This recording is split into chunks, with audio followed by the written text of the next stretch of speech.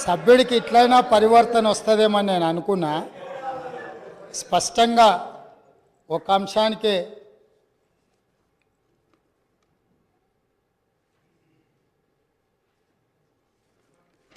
సభ్యుడు ఈ ఒక్క అంశానికే పరిమితమయ్యి స్పష్టంగా ముందుకొచ్చి ఇతర అంశాల పట్ల చర్చ జరగకుండా దీనికి మద్దతు ఇస్తారని నేను ఆశించిన.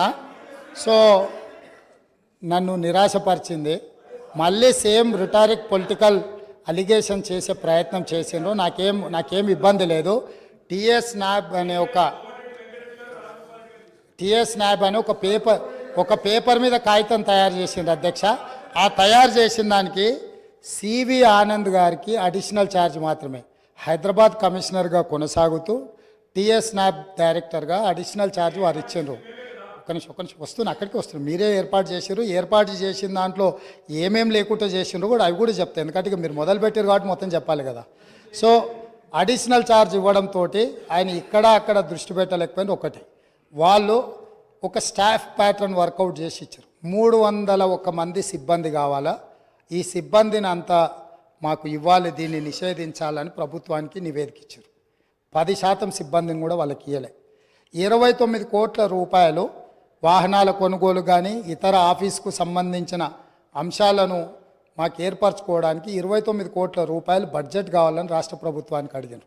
ఒక్క రూపాయి కూడా ఈ రోజు వరకు ఇవ్వలే. టిఎస్ నాబ్ అనే ఒక పేపర్ సంస్థను ఏర్పాటు చేసి దానికి అడిషనల్గా ఒక ఏడీజీ సిటీ కమిషనర్ గారిని పెట్టి ఆ సంస్థను నిర్వీర్యం చేసిండ్రు. కాబట్టి నేను అవన్నీ విమర్శల జోలికి వెళ్ళలే. కాకపోతే వారు ఇప్పుడు చెప్పిండ్రు కాబట్టి నేను ఇవన్నీ చెప్పాల్సి వస్తుంది. అందుకే ఈరోజు నేను ఫుల్ టైం ఏడీజీని దానికి వేసినాను. ఇమ్మీడియట్గా 29 కోట్లు కాదు, అవసరమైతే మీరు 50 కోట్లు తీసుకోండి. ఇది నా రాష్ట్ర భవిష్యత్తు, ఇది మన పిల్లల భవిష్యత్తు. ఇవాళ మన కుటుంబంలో మనం ఏ విజయం సాధించినా, ఏ స్థాయికి ఎదిగినా తెలిసి తెలియని వయసులో పిల్లలు ఇట్లాంటి వాటిని బారిన పడితే మన కుటుంబాలు అన్నీ కూడా ఆ దుఃఖాన్ని లెక్క కూడా పెట్టలేం. ఈరోజు ఎన్నో పాఠశాలల ఈరోజు ఇట్లాంటి ఫిర్యాదులు వస్తున్నాయి. నేను వాటన్నిటి గురించి ఎక్కువ ప్రస్తావించదలుచుకోవాలి ఇక్కడ. ఎందుకనంటే వాళ్ళు ఎంతో రెప్యుటేషన్ ఎంతో కష్టపడి సంపాదించుకున్నారు. ఎవరి మీద ఎక్కడ ఏ పాఠశాలలలో ఏమి ఇబ్బందులు ఉన్నాయనే వివరాలు నేను ఇక్కడ సభలో చెప్పదలుచుకోలేదు. ఎందుకనంటే ఆ కుటుంబాలకు కానీ లేకపోతే ఆ పాఠశాలలకు కానీ కాలేజీలకు కానీ రెప్యుటేషన్ దెబ్బతింటుంది. గత ప్రభుత్వం పేపర్ మీద తెలంగాణ స్టేట్ యాంటీ నార్కటిక్ బ్యూరోను స్టార్ట్ చేసింది నిజం, దానికి ఒక హైరార్కీని డిసైడ్ చేసింది నిజం, దానికి అడిషనల్ ఛార్జ్ చేసి తూతూ మంత్రంగా చేసింది నిజం. వాళ్ళు 29 కోట్ల రూపాయలు అడిగితే 1 రూపాయి కూడా ఇవ్వండి నిజం. వీటన్నిటిని సమీక్షించి అందుకే నేను ఏమంటున్నా అంటే ఈ ఒక్క విషయంలో విమర్శల జోలికి వెళ్లకుండా ఈ తెలంగాణ సమాజాన్ని ఒక బలమైన సమాజంగా, ఈ తెలంగాణ సమాజం అంటే ఒక ఉద్యమాల గడ్డ, తరతరాలుగా మనము నిటారుగా నిలబడి కొట్లాడిన చరిత్ర ఉన్న గడ్డ. ఇవాళ ఈ గడ్డ మీద గంజాయి మొక్కలు మొలుస్తుంటే, గంజాయి వనాలు పెరుగుతుంటే ఎక్కడెక్కడోడో ఇక్కడికొచ్చి పక్క రాష్ట్రాల్లోడు పక్క దేశాలోడు వివిధ మాదక ద్రవ్యాలు ఇక్కడికి తీసుకొచ్చి మన పిల్లలకు నేర్పి మన పిల్లలు మన రాష్ట్ర భవిష్యత్తును నాశనం చేస్తుంటే ఇక్కడ కూడా మనం రాజకీయాలు చర్చించుకుంటూ ఉంటే సమాజం మనల్ని క్షమించదు. దయచేసి ఒక్క విషయంలో సభలో ఉన్న అన్ని పార్టీలను నేను విజ్ఞప్తి చేస్తున్నా. అది భారతీయ జనతా పార్టీ కావచ్చు, ఎంఐఎం కావచ్చు, సిపిఐ కావచ్చు, సభలో ప్రాతినిధ్యం లేని రాజకీయ పార్టీలకు కూడా నేను వేదిక మీద నుంచి విజ్ఞప్తి చేస్తున్నా. ఇది మన సమాజానికి పట్టిన చీడ పీడ. దీన్ని తొలగించడంలో, పూర్తిగా నిషేధించడంలో మీ అందరి మద్దతు రాష్ట్ర ప్రభుత్వానికి అవసరం ఉన్నది. అవసరమైన సహకారాన్ని అందించాల్సిందిగా సభాపక్ష నాయకుడిగా మీకు అందరికీ విజ్ఞప్తి చేస్తున్నా అధ్యక్ష. అదేవిధంగా అధ్యక్ష, ఇంకా చాలా రోజులు మనం చాలా విషయాలు చర్చించుకోవాలి, మాట్లాడుకోవాలి. చాలా విషయాలు ప్రస్తావించుకున్న విషయాలు ఉన్నాయి. నేను ఒక మాట మీ ద్వారా 6 గ్యారంటీల విషయంలో ఇందిరమ్మ రాజ్యంని ఏర్పాటు చేయడంలో దళితులకు, గిరిజనులకు, బడుగు బలహీన వర్గాలకు, మైనారిటీలకు, మహిళలకు, విద్యార్థులకు, నిరుద్యోగ యువకులకు, ఉద్యమకారులకు, అమరవీరుల కుటుంబాలకు 100% ఈ ప్రభుత్వంలో న్యాయం జరుగుతుంది. ఈ ప్రభుత్వము తెలంగాణ ప్రజలకు స్వేచ్ఛనిస్తుంది. ఈ ప్రభుత్వం తెలంగాణ ప్రజలకు సామాజిక న్యాయం చేస్తుంది. మా మంత్రివర్గ కూర్పు చూస్తేనే ఈరోజు సామాజిక న్యాయం ఎట్లుంటుందో మీకు అర్థమై ఉండొచ్చు. ఈరోజు ఇందిరమ్మ ఇంట్లో ఈ రోజుకు ఉన్న ఇందిరమ్మ ఇంట్లో ఈరోజు మీరు ఇక్కడ నుంచి వెళ్ళి చూడొచ్చు. ఖానాపూర్ ఎమ్మెల్యే వెడమ బొజ్జు ఆనాడు ఇందిరమ్మ ఇచ్చిన ఇంట్లోనే ఉంటూ ఈరోజు ఎమ్మెల్యేగా ఈ సభలో కాలు పెట్టిండు. ఒక బలహీన వర్గాలకు సంబంధించిన బీర్ల ఐలయ్య ఈరోజు ఇందులో కాలు పెట్టిండు. ఒక ఈర్లపల్లి శంకరయ్య షాద్నగర్ నుంచి రజక కుటుంబం నుంచి వచ్చిన వాడు ఈ శాసనసభలోకి రావడం జరిగింది.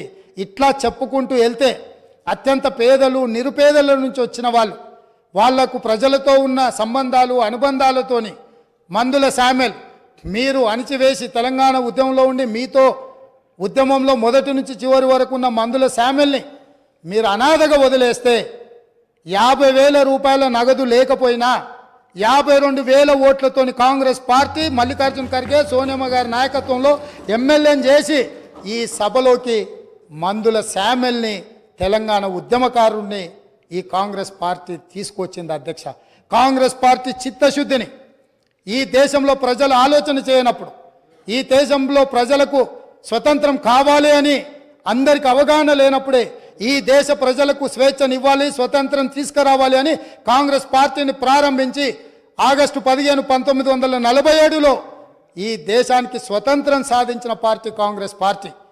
నిజాం రజాకర్ల పరిపాలనలో ఉన్న ఈ ప్రాంతాన్ని విముక్తి కలిగించాలి అని సాయుధ రైతాంగ పోరాటంలో ఈ ప్రాంతంలో నిటారుగా నిలబడి వేలాది మంది నేల కొరుగుతున్నప్పుడు ఈ నేల తల్లి తడిసి ముద్దై మా కమ్యూనిస్టు సోదరులు ఆనాటి స్టేట్ కాంగ్రెస్ సోదరులు అందరూ ఏకోన్ముఖమై రాజ్యం మీద రాజు మీద వీరోచితంగా పోరాటం చేస్తున్నప్పుడు ఈ ప్రజలకు విముక్తి కలిగించాలి, ఈ ప్రజలకు స్వేచ్ఛనివ్వాలి, స్వతంత్రాన్ని ఇవ్వాలి అని చెప్పి ఆనాడు పండిత్ జవహర్లాల్ నెహ్రూ గారు ప్రధానమంత్రిగా ఉన్నప్పుడు కేంద్ర హోంశాఖ మంత్రి సర్దార్ వల్లభాయ్ పటేల్ ఈ ప్రాంత ఉమ్మడి హైదరాబాద్ రాష్ట్రానికి ఆ రోజు విముక్తి కలిగించి భారతదేశంలో కలుపుకొని స్వతంత్రాన్ని ఈ ప్రాంతానికి ఇచ్చిన పార్టీ కాంగ్రెస్ పార్టీ.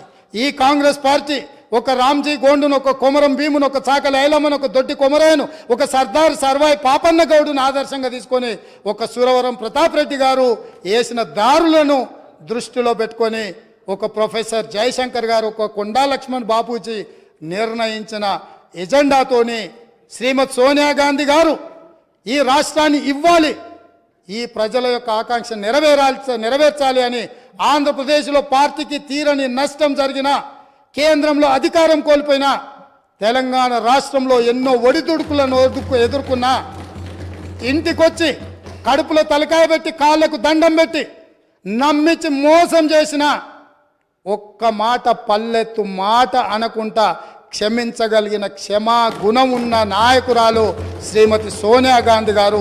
చరిత్ర పుటలలో ఎవరు కుటుంబాలు కుటుంబ సమేతంగా సపరివార సకుటుంబ సమేతంగా వెళ్ళి సోనియా గాంధీ గారి కాళ్ళకు దండం పెట్టి తర్వాత వెన్నుపోటు పొడిచిండ్రో చరిత్ర పుటలలో శాశ్వతంగా ఉంది.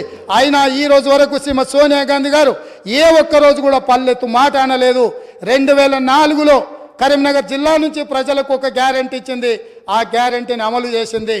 మళ్ళీ సెప్టెంబర్ 17, 2023 నాడు రంగారెడ్డి జిల్లాలో రాజీవ్ గాంధీ ప్రాంగణంలో ఈ తెలంగాణ ప్రజలకు 6 గ్యారెంటీలను ఇచ్చింది. ఏ కష్టం వచ్చినా ఏ నష్టం వచ్చినా ఎవరు అడ్డుపడ్డా ఎవరు నిలవరించాలి ఎవరు అభ్యంతర పెట్టినా 6 గ్యారెంటీలను ఖచ్చితంగా అమలు చేసే గ్యారెంటీని ఈరోజు ముఖ్యమంత్రిగా నా మంత్రివర్గ సహచరులందరి తరఫున తెలంగాణ ప్రజలకు మాట ఇస్తున్నా. ప్రతిపక్షాలను ఇప్పటికి కూడా వారికి విజ్ఞప్తి చేస్తున్నా, మేము విధానపరమైన నిర్ణయాలు చేస్తాం, ప్రతిపక్షాలుగా బాధ్యతాయుతంగా సలహాలు సూచనలు ఇవ్వండి. సహేతుకమైన సలహాలు సూచనలకు ఎప్పుడు కూడా మా మిత్రుడు ఎంఐఎం పార్టీ కావచ్చు, మా కమ్యూనిస్టు సోదరుడు కావచ్చు, భారతీయ జనతా పార్టీ సోదరులు కావచ్చు, ఈ రాష్ట్రాన్ని నిర్మించడంలో ఈ రాష్ట్రాన్ని అభివృద్ధి పదం వైపు నడిపించడంలో ఈ రాష్ట్రమే ప్రపంచంతో పోటీ పడే విధంగా ఈ తెలంగాణ రాష్ట్రాన్ని ప్రపంచంతోనే పోటీ పడే విధమైన సంక్షేమ అభివృద్ధి కార్యక్రమాలలో ముందుకు తీసుకెళ్లడానికి సహకరించే ప్రతి ఒక్కరిని అవకాశం ఇస్తాం. అదేవిధంగా ఇవాళ మీరు ఏదైతే మాట్లాడుతున్నారో ఈ సభలో కొంచెం ప్రిపేర్ అయి రాండి, చదువుకొని రాండి, అవగాహనతో రాండి, అంశాలను ప్రస్తావించండి. నా నూతన సభ్యులకు కూడా దాదాపుగా 50 మంది సభ్యులు మొదటిసారి ఎన్నికై సభలోకి వచ్చిండ్రు. వాళ్ళందరూ మనల్ని చూసి నేర్చుకోవాలి. ఎమ్మెల్యే పదవి అనేది తాత్కాలిక ఉద్యోగం కాదు, లేకపోతే ఎమ్మెల్యే పదవి అనేది కొంతకాలం ఉండి తర్వాత పోయేది కాదు. ప్రజా జీవితంలో ఎమ్మెల్యే అనేది ఒక బాధ్యత. మనం పాలకులం కాదు, మనం సేవకులము. పాలన చేయడానికి, అధికారం చెలాయించడానికి, నిరంకుశత్వాన్ని అమలు చేయడానికి మేము ఇక్కడికి రాలేదు. మేము పాలకులము కాదు అధ్యక్ష, మేము సేవకులము. 4 కోట్ల ప్రజలకు సేవ చేయడానికే మేము ఇక్కడికి వచ్చినాం. మీరు ఏ న్యాయబద్ధమైన సలహాలు సూచనలు ఇచ్చినా తప్పకుండా అనుమతిస్తాం. ఒకవేళ ఇక్కడ మీకు న్యాయం జరగలేదు అనుకుంటే మీరు నిరసనలు తెలుపొచ్చు, ధర్నాలు చేయొచ్చు. ధర్నా చౌక్లో మా మిత్రుల ఆమరణ నిరాహార దీక్ష చేయొచ్చు. తప్పకుండా ధర్నా చౌక్ను తిరిగి వాళ్ళు వినియోగించుకొని ధర్నా చౌక్ను మళ్ళా ధర్నాలు చేయొచ్చని మళ్ళీ ముందుకు రావాలి. వాళ్ళలాగా నిషేధితపు ఆలోచనలు కానీ లేకపోతే ఫ్యూడల్ విధానాలు కానీ కాంగ్రెస్ పార్టీ ఎప్పటికీ అమలు చేయదు. మళ్ళొకసారి ఈ అవకాశం ఇచ్చిన మీకు, ఒక మంచి సాంప్రదాయానికి తెరలేపిన గవర్నర్ గారికి ధన్యవాదాలు తెలియజేసుకుంటూ సెలవు తీసుకుంటున్నాను అధ్యక్ష.